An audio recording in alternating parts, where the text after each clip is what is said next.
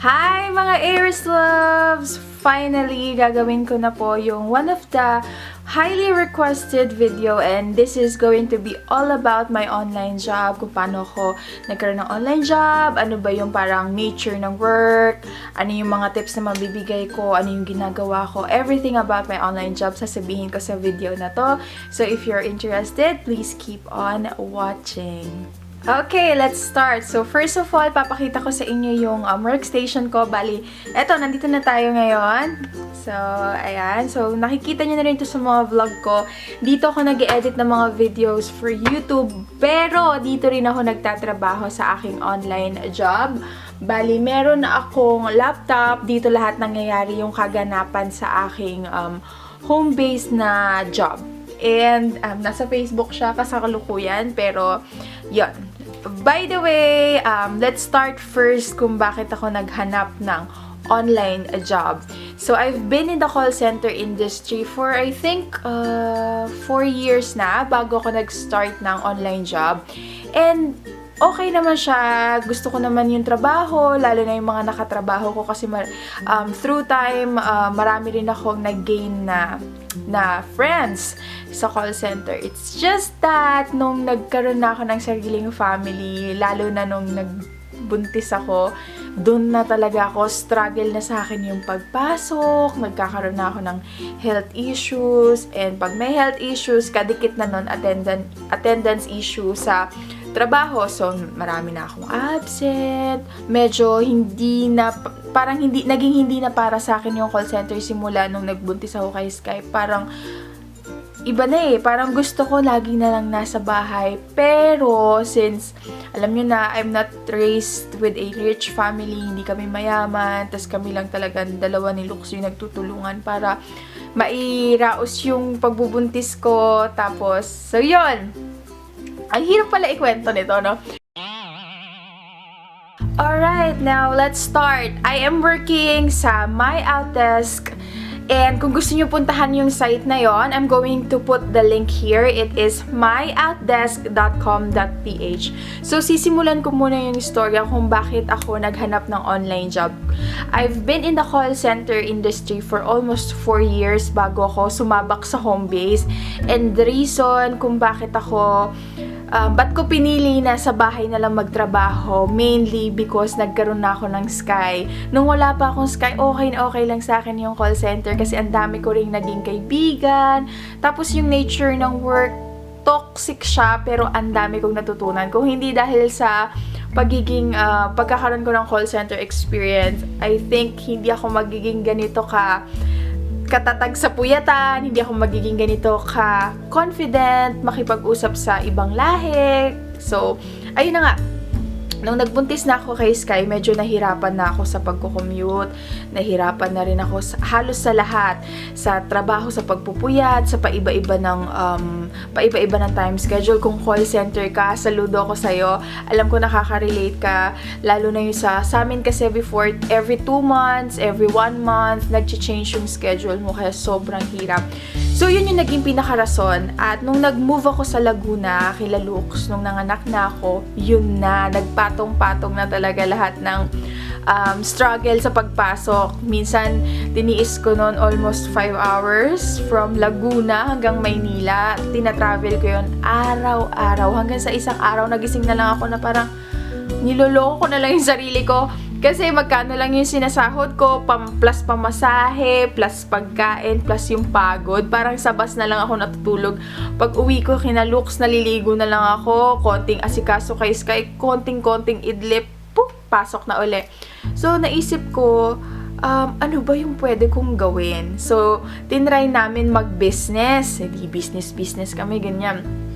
Pero, kumbaga, hindi siya ganon kalaki yung kita mo sa business unlike pag meron kang trabaho na sa isang kumpanya. So, ayun, hanggang sa nalaman ko na meron palang home-based job na tinatawag. And yung isa sa mga kasamahan ko sa HSBC before, dun sa call center company na pinagtrabahuhan ko, para may position na ata siya nun. So, na-curious ako kung ano ba yung home base na yon. So, sabi nung kasamahan ko, kontakin ko daw siya. So, kinontak ko siya, message ko siya sa Facebook, tapos sinabi niya naman na magpasa lang ako ng resume sa kanya, siya na bahala. So, hanggang sa lumipas yung mga buwan, wala akong natatanggap. Tinatanong ko siya, tapos sinasabi niya, hintayin mo na lang yung tawag. Hanggang sa hinayaan ko na lang, bumalik ako sa call center industry, ganyan. Hanggang sa umalis si Lux para magtrabaho sa abroad. Ay, mga day, doon na parang napukpok yung sarili ko na kailangan ko ng mag-home base job kasi mahirap yung wala si Lux, tapos ako nagtatrabaho pa rin ako. So, since ayoko na yung mag-ask ng favor kasi wala naman din nangyari kahit nagsabi siya na bahala, ganyan. But, I don't have anything against that person. So, ginawa ko, nag-research ako sa internet, home-based job, information in the Philippines. So, yun na. Karamihang lumalabas is online English tutor. So, nisip ko, ano kaya yung ganyan-ganyan? Hanggang sa nakita ko yung company na pinagtatrabahuhan nung kasamahan ko na nag-ask ako ng favor, which is yung My Outdesk. And good thing, guys, kasi yung isa sa medyo ka-close ko noon before, kasi yung guy na yon hindi ko siya talaga ka-close. So, siguro that is also one of the reason. Hanggang sa yung isa sa mga ka-close ko na taga-HSBC na rin, parang kai-start niya lang sa My Outdesk. So, nagtanong-tanong ako sa kanya, ganyan. And shout out if you're watching Ate Karen, Kareninia Dueñas. Hi, Ate Karen! So, kay Ate Karen ako nagtanong, ganyan-ganyan. Tapos sabi ko, Ate Karen, magpapasa na ako ng resume kung pwede ba kitang gawing referral. So, ginawa kong referral si Ate Karen. And ito na guys, nandito na tayo sa application process. Pasensya na kayo kung medyo tinagalan ko yung storya bago ako mag-direct to the point. Para lang magkaroon kayo ng idea kung bakit ko pinili mag-online job. So, straight to the point, nag-apply ako, pumunta ako sa My Outdesk. Of course, nag-research pa rin ako. So, marami akong na-research, good and bad, about My Outdesk. Pero inisip ko, why not give it a try? So, yun, marami akong nabasa sa Pinoy Exchange. Doon ko napatunayan na huwag kayo agad naniniwala sa sabi-sabi. Try it yourself para malaman nyo. So, ayun na, nagpasa na ako ng resume sa website nila. Tapos, nakaalis na nun si Lux eh. Siguro mga araw lang ata pagkaalis ni Lux. So, ayun na, nagpasa ako ng resume. Tapos, may fill upon ka rin doon na registration form. Basta pag nagpunta kayo doon, guys, may makikita kayong apply. Click nyo lang yon, tapos i-key in nyo lang lahat ng mga information nyo. Tapos, sa mga nagtatanong sa mga requirements, nung panahon ko pa, nung ako pa yung nag-apply. By the way, I've been with My Outdesk for magsa 7 months na. So, nakakalahating taon na ako and so far, so good. So, yun. Yung nagpunta ako sa website, dinignan ko, of course, yung mga requirements. And ito, heads up lang, guys, ha? Yung mga requirements na baka hinihingi pa rin nila until now. Syempre, dapat meron kayong computer, either desktop or laptop. And also, ito, one important thing, dapat meron kayong backup na computer. Either kung merong, mas maganda sana kung personal, meron kayong extra na laptop, ganyan. Tapos, ako kasi, meron akong extra na laptop. Pero kung meron naman kayong kasama sa bahay, kung nakatira kayo sa iisang place na merong laptop, I think carry na din yun ha. Pero guys, disclaimer lang pala before we start. Not everything that I'm going to say in this video are accurate or exactly na eksakto talaga na yun yung mga information. This is based on my experience lang. So don't take it against me pag nag-iba na. Kasi before kong gawin tong video na to, hindi ko na chinek yung website. But, so yun, let's move now sa aking explanation. Tapos, at least meron kayong, I think 3 Mbps na internet speed sa inyong bahay. And, kailangan din meron kayong backup na internet, of course, kasi yung mga PLDT, yung mga internet, dadating yung time na magkakaroon ng mga system maintenance, o kaya masisira yung internet.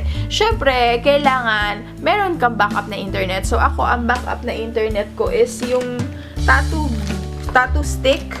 Dito ba yun? Tattoo stick. Ay, hindi.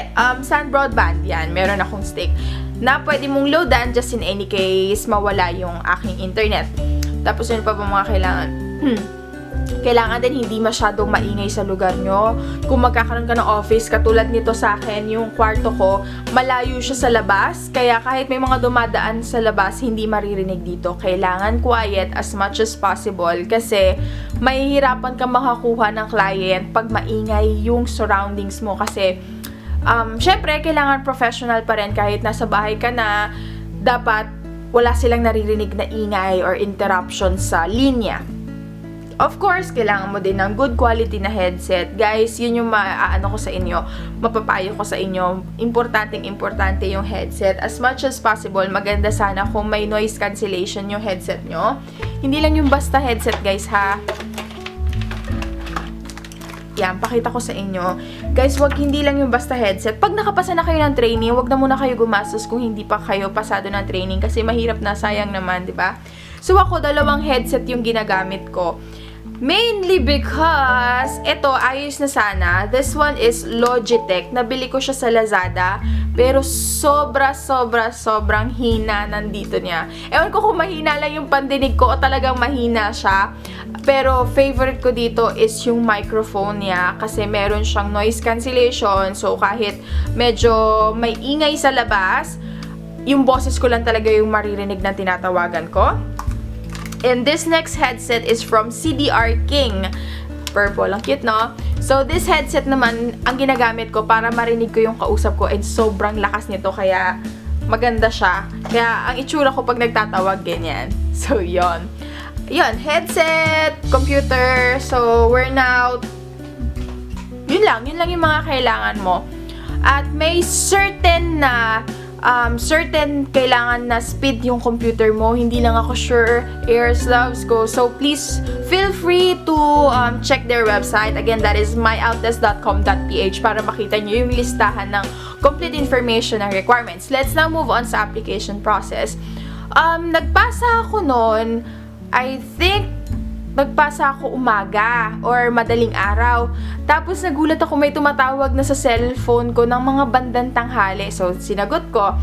First muna, ito yung sa akin ha. Hindi ito yung exact. Ang nangyari sa akin is phone interview muna. Ang tinanong lang doon guys is yung background work mo, of course, describe yourself, and yung isa sa mga question nila na hindi tinatanong sa ibang company is, bakit gusto mong magtrabaho sa bahay? What's the reason?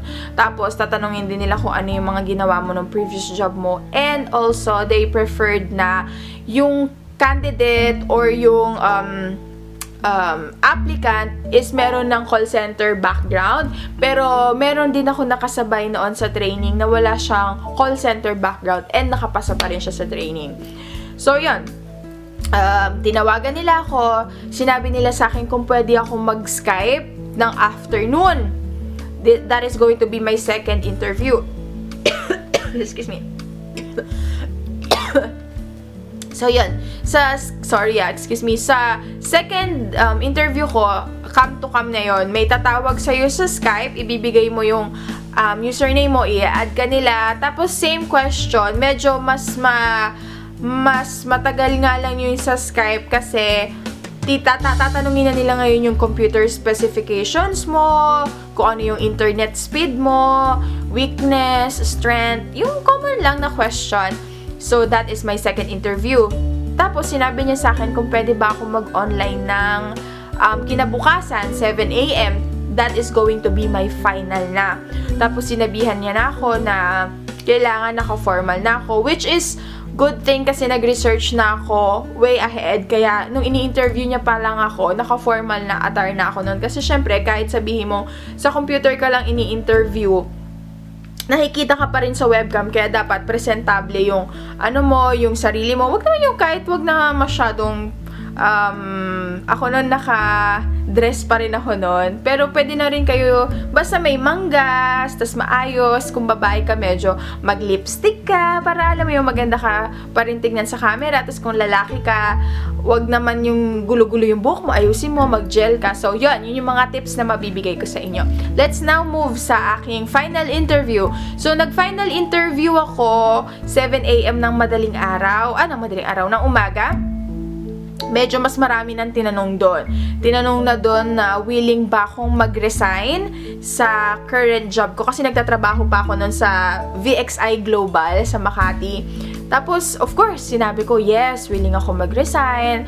Tapos, sinabi na rin doon yung mga benefits na makukuha mo pag natanggap ka sa my outdesk. Tapos, mamaya papaliwanag ko sa inyo kung ano yung mga benefits. Tapos, sinabi na rin doon yung magiging parang setup, keme-keme route, hanggang sa, of course, everything went well and the interviewer congratulate me na nakapasa ako sa training. So, yon, in-scheduled niya na ako for training. Nakapasa ako sa interview pala, sorry.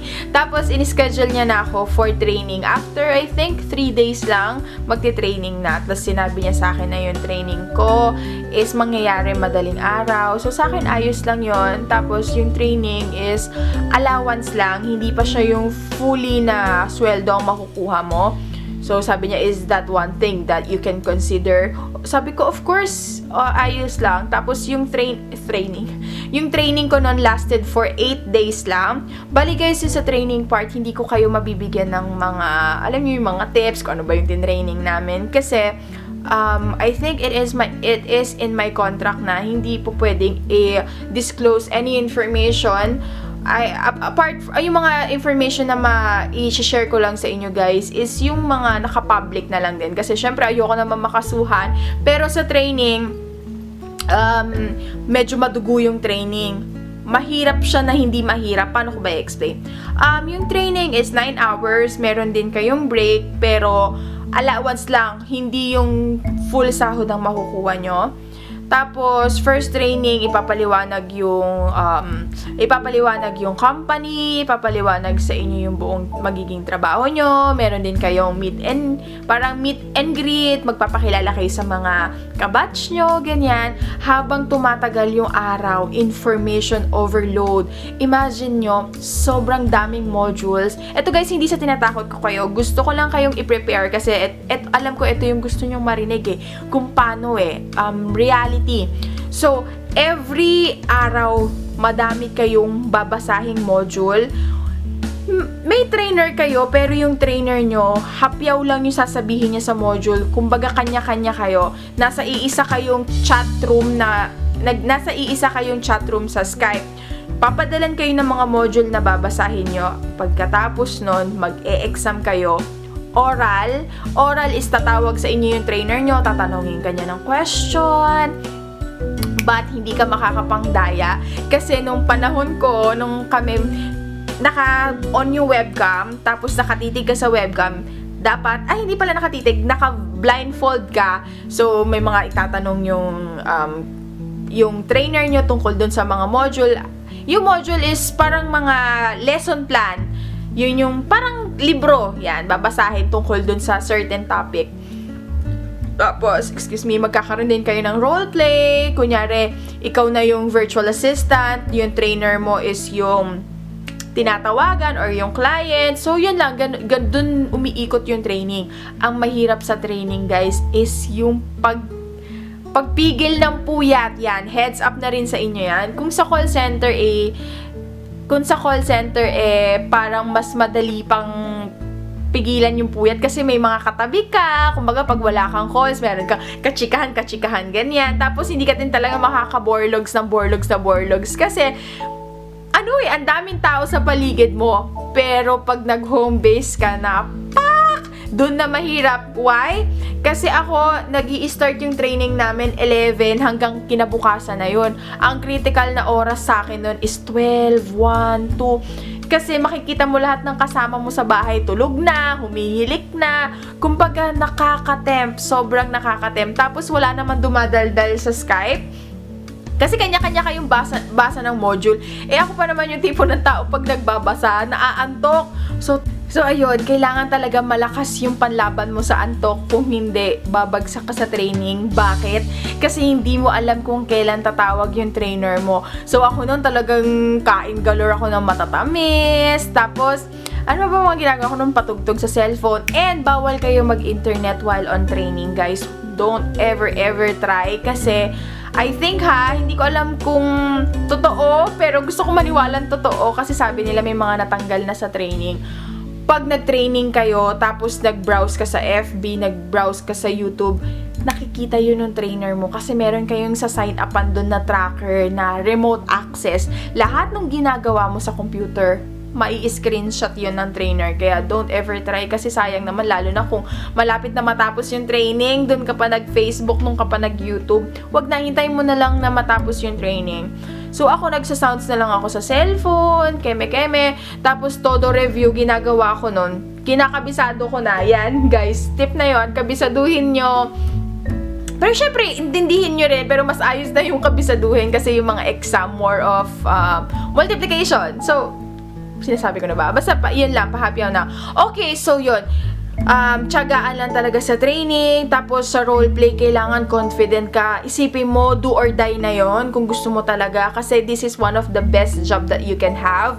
Kasi nasa bahay ka lang, habang nagtatrabaho ka, may chance na makita mo yung anak mo. Hindi mo na kailangang sumuong sa bahay, hindi mo kailangan magpaka-stress sa traffic kasi sobrang traffic na sa Pilipinas.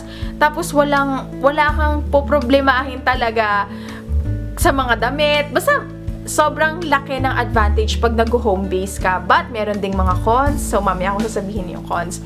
So ayun na, nakapasa na ako sa training and sobrang happy. Kasi if I'm not mistaken, 21 kaming nag-training. 3 lang kaming pumasa. So alam niyo, yun yung nakakalungkot pero parang nakaka-proud eh. I'll be honest, sobrang proud ako noon kasi parang imagine 21 hopefuls, 3 lang kayo. Ang sarap sa pakiramdam, 'di ba? After that, hindi natatapos dun yung kalbaryo, guys. Kasi talaga para ka talagang sumusuot sa butas ng karayom kasi hindi porket natapos na yung training, ganun na yun. Bali, may dalawa pala, guys. May dalawang klaseng virtual assistants ang My Outdesk.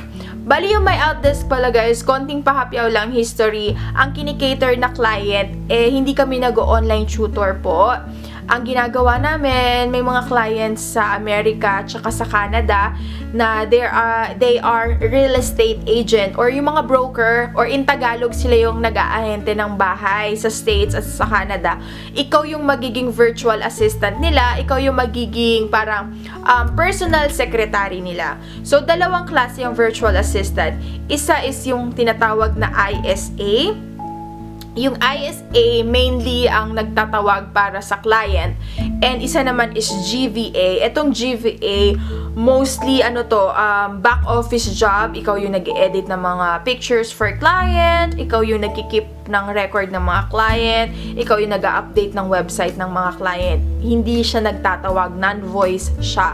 So, sa pagkakaalam ko, ang sweldo ng full-time na ISA like me is $700 a month. So, speaking of sahod, pag $700 a month siya, kung magkano yung palitan, ganun din yung sahod mo. Pag naging part-time ka, hati lang. Hati siya. Tapos, yung ISA is $700. Yung GVA, yung nagtatrack ng mga records back office, is $500. Hindi ko lang alam, guys, kung may part-time na GVA. So, yan. Going back, pagkatapos ng training, hindi din nagtatapos yung kalbaryo. Kung mapapanood niyo yung previous vlog ko, ililink ko down in the description box. Sobrang naiyak ako nung nagkaroon ako ng client kasi nakailang interview ba ako? 2 o 3 bago ako nagkaroon ng kliyente. And I feel bad talaga nung hindi ako nakuha. Ewan ko kung bakit. Pero based on, take it from me, huwag kayong susuko kung hindi man kayo natanggap sa unang interview nyo with the client kasi darating at darating yung client na maha-hire ka. So, yun, pa-interview ka lang ng pa-interview kasi habang marami kang nagiging experience sa interview ng client, mas gumagaling ka ng sumagot eh. So, yun. Ang sarap lang sa pakiramdam pag nakapag full-time ka agad. Unlike me, puro part-time, 2 part-time, ganyan. Mas maganda kasi kung full-time, isa lang yung boss mo, tapos full 9 hours. Umiiyak si Sky. Wawa naman. O sige, bibilisan ko na, guys. So, yeah. Mas maganda sana kung full-time. Kung full-time ang hinahanap mo, swertihan yun kung magkakaroon ka agad ng client na kukunin ka for full-time. So, yun. Let's now move on sa hindi na ba umiyak si Sky? So, yan. Let's now move on sa description ng mga ginagawa ko. Ako, guys pala, iba-iba yung mga pinapagawa ng client. Hindi porket lahat ng client is real estate agent, iisa lang yung pinapagawa nila. May mga client na gusto magtatawag ka, pero magkikip ka din ng record, mag-update ka rin sa website. Tapos, kung nagtataka kayo, paano kami nag-uusap ng client? Through email, tsaka Skype. Pero sa dialer, kung paano ako nakakatawag all around the States, sa Canada, merong i-install sa computer mo. Ikaw na yung mag-i-install. Kumbaga, i-email na lang nila sa iyo yung instruction paano mo mai-install yung dialer. Yung dialer is yun yung makakapag enable sa iyo na makatawag ka sa US. So yun, free lang yun. Basta meron kang client, sila na bahala doon. Iba-iba din yung dialer. Kaya yon. Tapos, yung client, iba-iba din yung papasabi sa'yo na script. So, medyo mahirap lang talaga i-describe sa inyo kung ano yung ginagawa ko. Pero, sige, pahapyaw. Ang ginagawa ko, dun sa Canadian client ko, nagtatawag ako ng mga bahay-bahay sa Canada. Yung mga may-ari ng bahay na gusto na nilang ibenta yung bahay nila. Sinasabi ko sa kanila na meron akong agent na magaling na matutulungan sila sa pagpapabilis ng pagbenta ng bahay. So, pag nakapag-set ako ng appointment na magkita sila one-on-one, so, yun yung aking task. Meron din ako mga client na pinapatawagan niya sa akin yung buong subdivision naman sa US. Isa-isahin ko sila, tatanungin ko, hello, gusto niyo, may balak po ba kayo magbenta ng bahay? Pag ayaw nila, bagsak ng phone. Hello, gusto niyo ba magbenta ng bahay? Pag ayaw nila, bagsak ng phone. Akala niyo madali, pero it's really tough. Lalo na yung mga wala namang motivation na magbenta ng bahay. So, yun yung challenge sa pagiging virtual assistant in my case. But, sobrang rewarding tong job na to. Alam nyo kung bakit, guys? Kasi, wala pa siya sa kalahati nung naramdaman ko, naranasan kong stress sa call center. Kasi, hindi dito queuing hawak ko kung gaano kadami yung dials ko, pero syempre hindi ka rin po pwedeng tatamad-tamad kasi there is a possibility na pag tatamad-tamad ka, there's a big chance na makakancel ka ni client. Pag na-cancel ka ni client, hold ang sahod mo, maghahanap ka uli ng panibagong client. So kailangan masipag ka rin dito, pero hindi siya katulad sa call center na para ka ng robot na parang nauubos na talaga yung laway mo kakasagot, tapos makakaranas ka pa dun sa call center na yung mga racist, yung tatanungin kung anong race mo. Kasi kahit gaano ka galing mag-English, ewan ko lang pag dito ka pinanganak sa Philippines or sa Pilipinas, meron tayong distinct na way kung paano tayo magsalita ng English na malalaman. Ako alam ko kung Filipino yung kausap ko magaling mag-English ang mga Filipino, pero meron tayong parang punto na alam natin na Filipino tayo. So, yung ibang mga foreigner, tatanungin ka nila. Ako naranasan ko to dati sa call center. Anong lahi mo? Tapos pag sinabi kong Filipino, alam nyo sasabihin nila, third world country, ayaw kita kausap, land ng mga katulong, land ng mga monkey. Grabe! Kahit hindi ko siya nakikita, naaapektuhan ako, sobrang nanggigigil ako. Tapos makakaranas ka ng mga tutut, yung mga mura, kahit lahat na lang naranasan ko dyan sa call center na pagiging racist. Kaya dumadagdag din yun sa stress. Unlike dito, very, very rare na makatanggap ako ng bastos na tawag. Siguro yung mga having bad day lang, o kaya siguro yung mga tinatanong ko lang na gusto mo ba magbenta ng bahay, nakatanggap ako ng seryoso ka? Tatawag ka ng ganitong oras para lang tanungin ako kung gusto ko ibenta tong bahay ko. Hell no! So, ganun lang. Tapos pag ayaw nila, ibabagsak mo na. Kumbaga, hindi ka na yung katulad sa call center na kailangan mo pa rin ipaliwanag, lalo na yung mga customer service sa call center. Talaga, saludo ko dun sa mga yan. Kasi, wala kailangan nila sabihin kung ano yung kailangan nila sabihin. So, very different tong home base, less stress, definitely. May stress pa din, pero sobrang hindi mo siya maipapantay sa isang call center. Tapos, yung sahod, bongga yung sahod, guys. Unlike sa call center na ang daming bawas, puro bawas na lang na walang natitira. Dito kasi, ikaw na yung bahalang magbayad ng tax mo. So, buong-buo mo nakukuha yung sahod mo. Ikaw na rin bahalang magbayad ng SSS mo, tsaka ng PhilHealth mo. Pero syempre, kung gusto mong ikip lahat yan, kailangan bayaran mo pa din yan. But, sobrang laki ng difference ng sahod pa rin, kahit bayaran ko yon. Definitely, mas maganda yung sahod dito sa Homebase. Kasi dollars siya, pag malaki yung palitan, hooray! So, yon. Tapos, ano pa ba? Masasabi ko sa inyo, guys. Ayun, mga benefits na. Sobrang ganda ng benefits dito. Kasi, katulad sa call center, meron din ditong health card, MaxiCare. And, if you are full-time, makukuha mo rin yung MaxiCare mo after 6 months. Tapos, pag full-time ka, meron kang additional dependent na libre. So, ayos yun. Isa lang yung dependent. But, let's now move on sa cons. Ang cons ko naman dito is, unlike sa call center, wala ditong 13-month pay or Christmas bonus. Yung Christmas bonus mo is nakasalalay sa client mo kung bibigyan ka niya ng Christmas bonus or hindi. So, performance-based. Pag natuwa sa'yo yung client mo, then push. Bibigyan ka niya. Pag wala, say no thanks. So, yun lang. Pero, not much of a difference kasi nasa bahay ka lang naman. So, I think okay lang naman din na kahit walang Christmas bonus. Tapos, nakakaranas din yung iba. Hindi ako nakaranas na rin yung iba, yung mga virtual assistant na pinadalan sila ng client ng computer kasi natuwa may nabentang bahay dahil sa kanila. Tapos, ito yung bonggang-bonggay, guys. Meron akong parang ka-teammate na binigyan siya ng $6,000. Guys, $6,000 times yung sa 44. Tumataginting siya na kulang-kulang or humigit $6,000. Parang nasa 300,000 pesos. Bonus lang yun wala pa dun yung sahod niya. Kasi parang nakabenta yung client ng mamahaling bahay dahil sa kanya. Imagine that. Aanhin niya yung $300,000. Syempre, gagamitin. Pero ang balita ko, dati siyang nurse sa UK. So, yun. Parang tsambahan lang din, syempre, sa client. Yung papala, may mga client na masungit, kasi hindi naman pare-pareho sa mga tao. May mga client na galante, na pag may nabenta silang bahay, dahil sa tulong mo, bibigyan ka nila ng portion na nakuha nila. May mga client din na hindi nila sasabihin sa'yo kung nakabenta ba sila ng bahay, ganyan. So, medyo, swertihan talaga sa client. So, pray lang na mapunta ka sa client na mabait.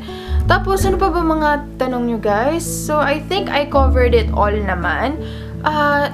Give it a try, lalo na sa mga mommy, sa mga daddy, na gusto naman na talaga ng time sa family nila. Go, push. Apply na kayo. Definitely hindi to scam. This video is not sponsored by my Outdesk. This is just highly requested kasi nakikita sa vlog ko nga na online ng aking job. Apart from YouTube, of course. Hindi to scam, guys. Hindi to scam. Hindi siya katulad ng ibang online job na walang mga benefits. So, ito ay isang company na mabibigyan ka ng benefits and meron silang office dito sa Pilipinas. Kaya yan. Tapos may mga requirements ka din palang ipapasa, guys. Yung mga NBI mo, birth certificate, yung certificate of employment. So, yan. Yun lang yung mga requirements. And sumakit yung throat ko. So, ayun lang, guys. I hope this video is helpful. Please give me a thumbs up kung ayos, kung na-provide ko naman sa inyo yung mga information. And kung may additional question kayo about my online job, feel free to comment down below. Disclaimer lang, guys. Hindi ako ganun kabilis mag-reply, but I will try my very best to reply sa inyo. So, that is it for all about my home-based job video. And I will talk to you on my next video. Okay? Paalam! Go, go, go push! Apply! Good luck sa inyo! Balitaan nyo ako, guys, pag kayo, pag natanggap kayo. Pwede nyo rin ako ilagay na referral. Pwede tayo maghati sa referral bonus. Ang pangalan ko is, ilalagay ko dito. Kung gusto nyo ako ilagay. Kung gusto nyo lang, guys, dito sa pilitan, kung nag-apply kayo, pwede nyo ako pong ilagay na ni-refer ko kayo. My name is Patricia Borromeo. So, yun. Pwede nyo ako ilagay sa application form. Promise, hati tayo. Pag natanggap ka, tas ayos. Pag may nakuha akong referral, hati tayo. Okay? So, yun lang. Bumi-business. So, yan lang. Paalam, guys! Thank you for watching.